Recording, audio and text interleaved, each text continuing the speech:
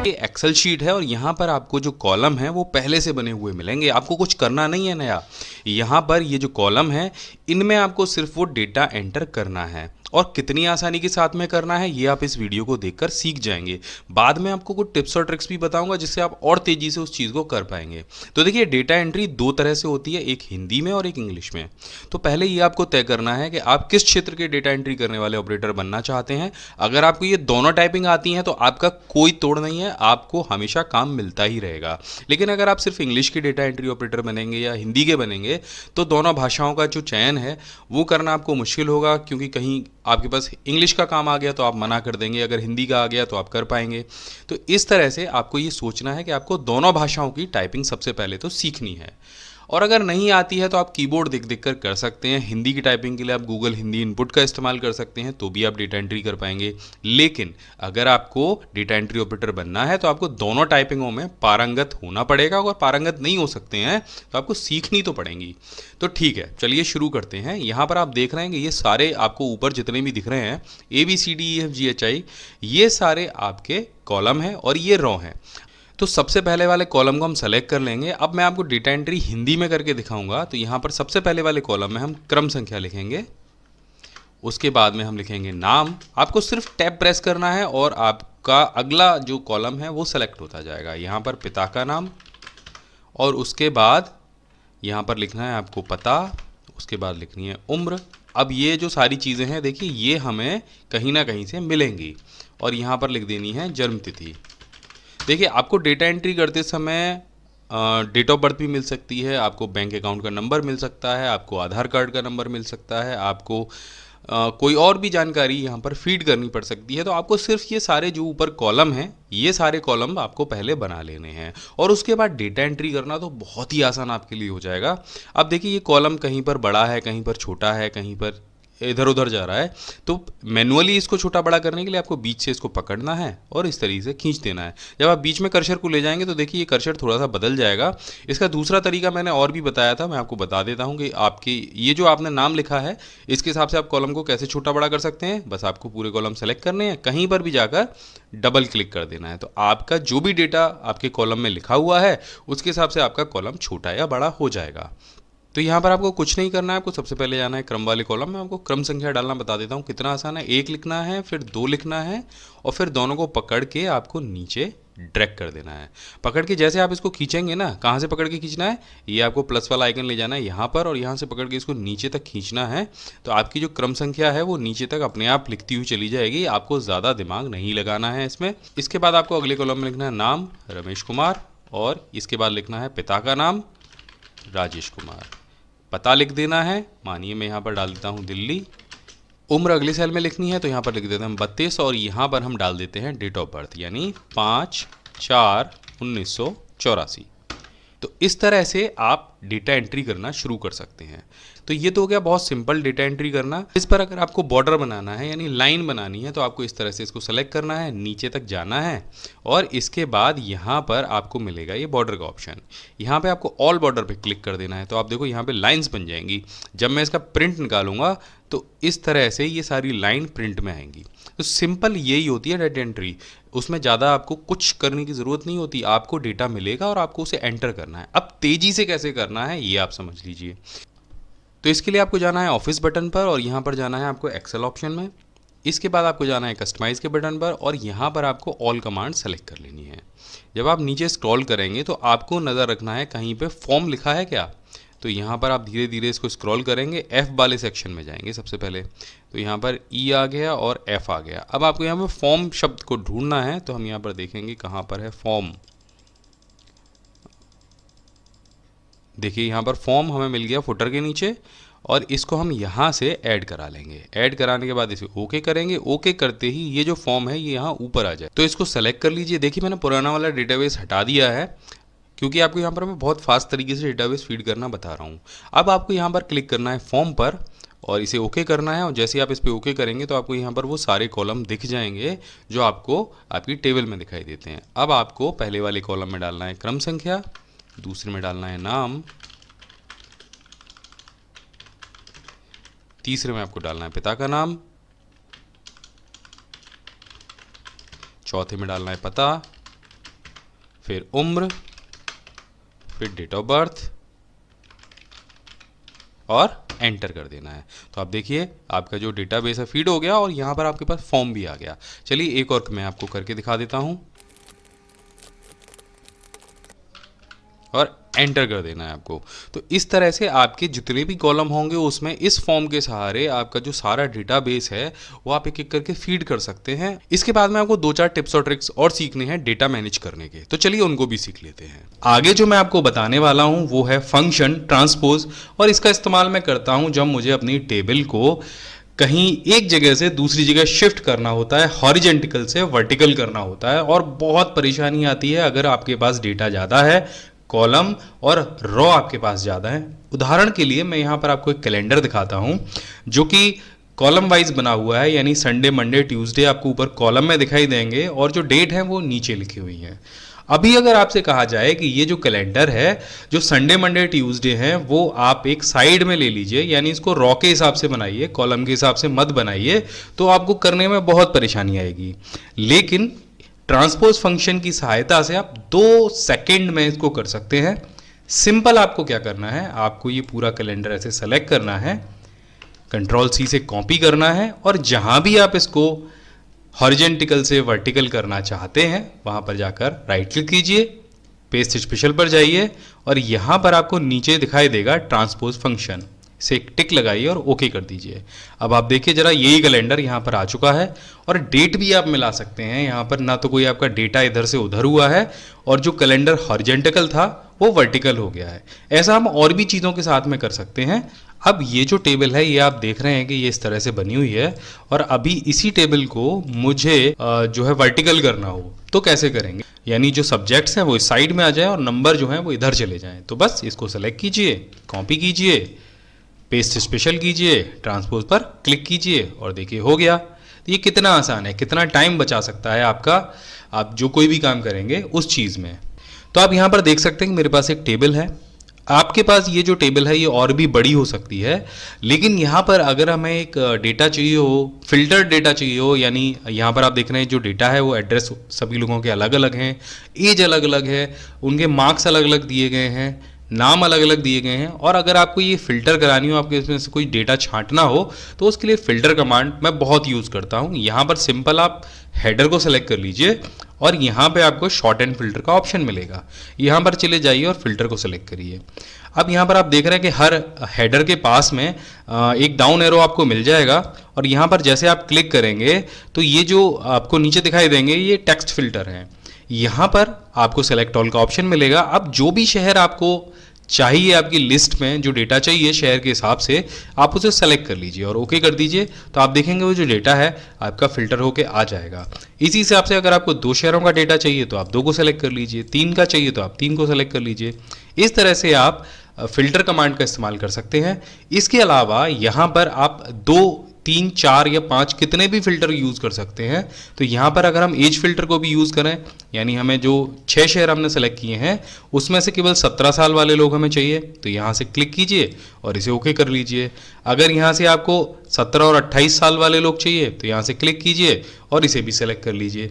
तो इस तरह से आप फिल्टर का यूज़ कर सकते हैं अपने सारे डेटा को फिल्टर करने के लिए। यहाँ से अगर आप सभी को सेलेक्ट कर लेंगे तो आपका पूरा डेटा ज्यों का त्यों आपके सामने वापस आ जाएगा। बहुत सारे लोग क्या करते हैं कि जब उनको अलग अलग डेटा चाहिए होता है तो बीच में से कहीं से उठाकर कॉपी पेस्ट करते हैं, तो ये चीज़ करने की ज़रूरत नहीं है। आप फिल्टर का इस्तेमाल कर सकते हैं और ये आपके जो काम है उसको बहुत आसान बना सकता है। फिल्टर के बारे में मैंने और भी वीडियो बनाए हैं, तो अगर आप एक्सेल की जो पूरी सीरीज़ है वो देखना चाहते हैं तो इस वीडियो के नीचे डिस्क्रिप्शन में जितने भी वीडियो हैं एक्सेल के उन सभी का लिंक दिया गया है, पूरी प्लेलिस्ट दी गई है, वहां जाके देख सकते हैं। इसके बाद मैं आपको बताऊंगा कि यहाँ पर हम डुप्लीकेट्स को रिमूव कैसे करते हैं। अक्सर करके जब हम बहुत लंबा चौड़ा डेटाबेस बनाते हैं तो वहां पर बहुत सारी जगह जो डेटा है वो डुप्लीकेट भी टाइप हो जाता है। तो जैसे कि यहाँ पर भी है, यहाँ पर 10 नाम हैं लेकिन 2 एंट्री ऐसी हैं जो पूरी तरह से डुप्लीकेट हैं, और जो 3 नाम हैं वो 3 जगह लिखे गए हैं। जैसे आप यहाँ पर राम देख रहे हैं, राम यहाँ पर भी है, यहाँ पर भी है और यहाँ पर भी है। तो ये हम कैसे पता लगाएंगे? सिंपल आपको ये टेबल सेलेक्ट करनी है और यहाँ पर आपको दिखाई देगा ऑप्शन रिमूव डुप्लीकेट का, इस पर क्लिक कीजिए और यहाँ पर आपको एक डायलॉग बॉक्स मिल जाएगा जिसमें यहाँ पर एक टिक होगा जिसमें लिखा होगा माई डाटा हैज़ हेडर। इस पे अगर आप टिक नहीं लगाएंगे तो आपको यहाँ पर ये वाले जो नाम है ना ये दिखाई नहीं देंगे। जैसे मैं आपको टिक हटा के दिखा देता हूँ, तो जैसे मैंने टिक हटाई तो आप देखेंगे कॉलम ए, कॉलम बी और कॉलम सी आपको यहाँ पे डिस्प्ले हो रहा है। और अगर आपके कॉलम इससे भी ज़्यादा हुए ना तो ये आपको डिस्प्ले नहीं होंगे। तो इसलिए यहाँ पर टिक लगा लीजिए ताकि आपको डुप्लीकेट रिमूव करने में आसानी हो। तो यहाँ पर अगर आप तीनों पे टिक लगे रहने देंगे तो ये कोई डुप्लीकेट मानेगा ही नहीं किसी वैल्यू को, क्योंकि यहाँ पर ये जो सीरियल नंबर है ये सभी का अलग अलग है। और जब आप तीनों पे टिक लगा रहने देंगे तो ये सीरियल नंबर को भी आपके डेटा की एंट्री में काउंट करेगा। तो हम सीरियल नंबर से टिक हटा देते हैं और बाकी अब ये जो दोनों मैच करेगा ये इन दोनों कॉलम को मैच करेगा। अब यहाँ से जैसे आप ओके करेंगे तो होगा क्या, जो आपकी सबसे लास्ट वाली जो वैल्यू होगी, जो 9 नंबर वाली वैल्यू थी, ये देखिए यहाँ पर वो हट गई है और बाकी सारे जो आपके रिजल्ट हैं वो रह गए हैं। अब देखिए एक चीज़ और हम करके देखते हैं। यहाँ पर हम दोबारा से रिमूव डुप्लीकेट पर जाते हैं और यहाँ पर हम ये जो सब्जेक्ट नेम है ना इसको यहाँ से हटा देते हैं और सीरियल नंबर को भी हटा देते हैं। अब ये जो काउंट करेगा, ये डुप्लीकेट जो मैच कराएगा वो कराएगा केवल स्टूडेंट नेम में। तो यहाँ पर स्टूडेंट नेम जो डुप्लीकेट है वो कितने हैं, 3 हैं। एक राम यहाँ पर है, एक राम यहाँ पर है और एक राम यहाँ पर है। अब देखिए क्या होता है, इस पर क्लिक करते ही एक राम रह गया, बाकी तीनों हट गए। तो आपको करना क्या है, जब भी आपको डुप्लीकेट रिमूव कराना है तो पहली चीज़ तो सीरियल नंबर को आपको छोड़ देना है, बाकी जो आपके सारे सेल हैं उनको सेलेक्ट कर लीजिए और अपने दिमाग में ये सोचिए कि आपको डुप्लीकेट एंट्री हटानी कौन सी है। आपको कोई नाम हटाना है या सेल हटाना है या किस में चेक कराना है। तो जो भी कॉलम आपको चेक कराना हो उस कॉलम पे टिक लगी रहने दीजिए और बाकी को हटा दीजिए। अब जैसे ये दोनों कॉलम मैच कराने हैं तो इन दोनों कॉलम पे टिक लगा रहने दीजिए और बाकी को यहाँ से हटा दीजिए। तो एक बार फिर से करके देखते हैं। क्लिक किया और जो डुप्लीकेट वैल्यू थी वो डिलीट हो गई। यहाँ पर मैं आपको एक और बहुत यूजफुल चीज़ बताने वाला हूँ जिससे आप ऑटोमेटिक डेटा को एंट्री कर सकते हैं। ऐसा कई बार होता है जब हमें डुप्लीकेट डेटा एंटर करना पड़ता है, बार बार टाइप करना पड़ता है। यानी यहाँ पर एड्रेस है और एड्रेस में मेरे पास ये 5 शहर हैं। अब यहाँ पर जितना भी डेटा आएगा वो इन्हीं 5 शहरों का आएगा और ये शहर मुझे बार बार टाइप करने पड़ेंगे।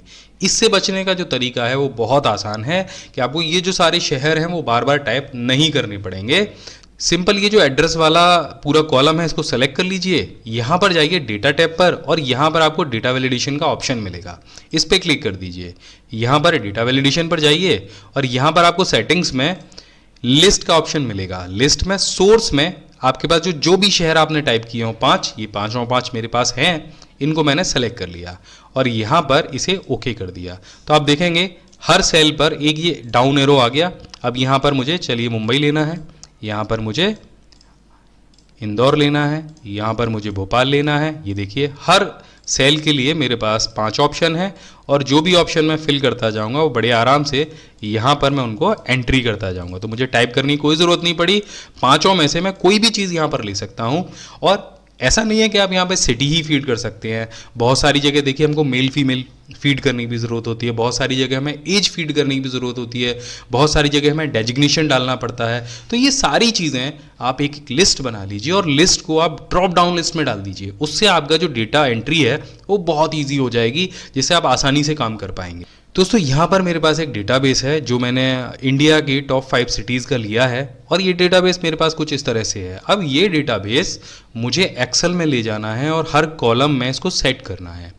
तो ये बहुत सारे लोगों के पास आता है इस तरह का डेटाबेस और इसको करने में उन लोगों को बहुत दिक्कत होती है। तो ये करने का जो तरीका है वो बहुत आसान है, मैं आपको बता देता हूँ कैसे करना है। बस इसे कॉपी कीजिए और एक्सेल के किसी भी सेल में ले जाके इस तरह से पेस्ट कर दीजिए। ये देखिए यहाँ पर इस तरह से आ गया है, लेकिन ये अभी सेट नहीं है। इसको सेट कैसे करते हैं, तो आपको करना क्या है, इसको करने का तरीका बहुत आसान है। आपको पहला वाला जो कॉलम है उसको सेलेक्ट कर लेना है, जाना है आपको डाटा टैब पर और यहाँ पर आपको टेक्स्ट टू कॉलम का ऑप्शन मिलेगा, इस पर क्लिक कर देना है। यहाँ पर नीचे नेक्स्ट कीजिए। नेक्स्ट के बाद में जो भी आपको डिवाइडेशन चाहिए उसमें आपको यहाँ पर फिल करना है कॉमा, क्योंकि आप देख रहे हैं हर नाम के पीछे, हर शब्द के पीछे यहाँ पर कॉमा लगा हुआ है। तो हम इसको यहाँ से कॉमा पर क्लिक कर देते हैं और यहाँ पर आपको इसे फिर से नेक्स्ट करना है। इसके बाद में आप देखेंगे सारी चीज़ें अपनी अपनी जगह सही हो गई हैं और यहाँ से बस इसको फिनिश कर देना है। तो अभी आपसे कहेगा do you want to replace the content of destination cell, आप इसे ओके कर दीजिए। तो आप देखिए जो आपका पूरा डेटाबेस है वो एकदम फिट हो गया है, आपको कुछ भी करने की ज़रूरत नहीं पड़ी है। तो आप यहाँ पर देख रहे हैं मेरे पास एक छोटी सी टेबल है और इसमें कुछ सेल बीच बीच में खाली रह गए हैं जिसमें डेटा एंटर नहीं किया गया है। और अब इन सेल्स को कैसे रिमूव किया जाए, जो ब्लैंक रह गए हैं कैसे रिमूव किया जाए। आमतौर पर आप राइट क्लिक करते हैं, उसको डिलीट करते हैं, लेकिन अगर इनकी संख्या 100 या 200 हो तो आप एक एक करके इनको डिलीट नहीं कर सकते हैं, काम बहुत लंबा हो जाता है। एक बार में इनको कैसे डिलीट किया जाता है वो हमको दिखाता हूँ। थोड़े से मैं और बढ़ा लेता हूँ, ये मैंने इसको कॉपी कर लिया, देखिए मैं नीचे तक इसको ले आया। अब ये एक बार में जो जितने भी मेरे ब्लैंक सेल्स हैं उनको मैं कैसे डिलीट करूँगा। तो सिंपल आपको कुछ नहीं करना है, आपको कंट्रोल जी प्रेस करना है। कंट्रोल जी जैसे आप प्रेस करेंगे तो ये गो टू वाला ऑप्शन आ जाएगा। यहाँ पर जाना है आपको स्पेशल पर, और जैसे आप स्पेशल पर क्लिक करेंगे आपको यहाँ पर ऑप्शन मिलेगा ब्लैंक्स का, इस पर टिक लगाइए और ओके कर दीजिए। तो आप देखेंगे जितने भी आपके ब्लैंक सेल हैं वो सारे सेलेक्ट हो जाएंगे। बस अब आपको कंट्रोल के साथ में माइनस बटन को प्रेस करना है और यहाँ पर आपको ऑप्शन मिलेगा शिफ्ट सेल अप का, इस पर टिक लगाइए और ओके कर दीजिए। तो आपके जितने भी ब्लैंक सेल होंगे वो साथ में डिलीट भी हो जाएंगे और आपका डेटा व्यवस्थित भी हो जाएगा। तो ये जो ट्रिक है आशा करता हूँ आपके बहुत काम आएगी। इसके बाद बात करता हूँ अपनी लास्ट, फाइनल और बोनस ट्रिक की। तो आप देखेंगे मेरे पास यहाँ पर एक छोटी सी टेबल है और उसका जो क्रम है वो पूरी तरीके से अव्यवस्थित है। तो अगर व्यवस्थित की बात करूँ तो यहाँ पर क्रम के आगे नंबर आना चाहिए, उसके बाद यहाँ पर नाम आना चाहिए, फिर पिता का नाम आना चाहिए और राज्य का नाम आना चाहिए। लेकिन ऐसा नहीं है, अगर इसे क्रम से आप मैनुअली लगाएंगे तो ऐसे कॉपी करेंगे, फिर उसके बाद यहाँ पर इसे पेस्ट करेंगे, फिर नीचे वाले को कॉपी करेंगे और फिर यहाँ पेस्ट करेंगे। तो इस तरीके से हम इसे व्यवस्थित तरीके से नहीं लगा सकते हैं। अगर ट्रांसपोज भी करते हैं तो देखिए क्या होने वाला है इसका। हमने यहाँ से कॉपी किया, पेस्ट स्पेशल किया और ट्रांसपोज किया और ये देखिए कुछ इस तरीके से फैल जाएगा पूरा डेटाबेस। अब इसको आपको अगर ठीक से लगाना है तो इसमें एक छोटी सी ट्रिक आपको अपनानी होगी। तो आपको इसको व्यवस्थित करने का जो बहुत शॉर्ट तरीका है वो मैं आपको बताने वाला हूं। तो कोई भी 2 रैंडम आपको वर्ड लेने हैं। तो यहां पर मैं QR ले लेता हूं, QR मैंने यहां पर ले लिया। अब यहाँ पर आपको जो सीरीज बनानी है, जो आपका हेडर है उसको देख लीजिए कहाँ से कहाँ तक आ रहा है। तो ये 4 आपके जो पहले सेल हैं वो आपके हेडर बनेंगे, जो जिसमें कि A1, A2, A3 और A4 है। तो सबसे पहले A1 लिख दीजिए और इसको पकड़ के यहाँ तक ड्रैग करेंगे आप जैसे, तो यहाँ पर आप देखिए A4 तक ये अपने आप आ जाएगा। इसी तरह से यहाँ पर दोबारा से QR लिखिए और A1 की जगह यहाँ पर कर दीजिए A5 और इसको भी पकड़ के यहाँ तक ड्रैग कर दीजिए। तो हमने ये जो 2 सेल हैं यहाँ तक के ये ले लिए A8 तक। अब यहाँ पर आपका जो डेटा है वो नीचे देखिए कौन से सेल तक है, A24 तक है। अब ये जो नंबर है ये सीरीज जो है वो आपको आगे बढ़ानी है, इसको A24 तक हम ले जाते हैं। यहाँ पर देखिए A24 तक हमारे जो सारे नंबर हैं वो आ गए। ये बहुत बड़ा डेटा हो तब आपको करना है, छोटे डेटा को तो आप बड़े आसानी से कर सकते हैं। अब बहुत सिंपल तरकीब मैं आपको बताने वाला हूँ। आपको ये सारे सेल सेलेक्ट करने हैं, कंट्रोल F प्रेस करना है, रिप्लेस पर जाना है और यहाँ लिख देना है QR। रिप्लेस विद में सिंपल आपको इक्वल टू का आइकन लगाना है और रिप्लेस ऑल। ये देखिए 1 सेकंड में आपका जो सारा डेटाबेस है वो बिल्कुल बढ़िया तरीके से यहाँ पर मैनेज हो गया। अब आप कहीं भी कोई भी एक नाम बदलते हैं तो जैसे यहाँ पर अमित की जगह अगर मुझे कोई और नाम लिखना हो, मान लीजिए मुझे लिखना है माधव, तो ये देखिए साथ में आपका वहाँ जो नाम है वो भी बदल जाएगा, नंबर 2 पर भी माधव है।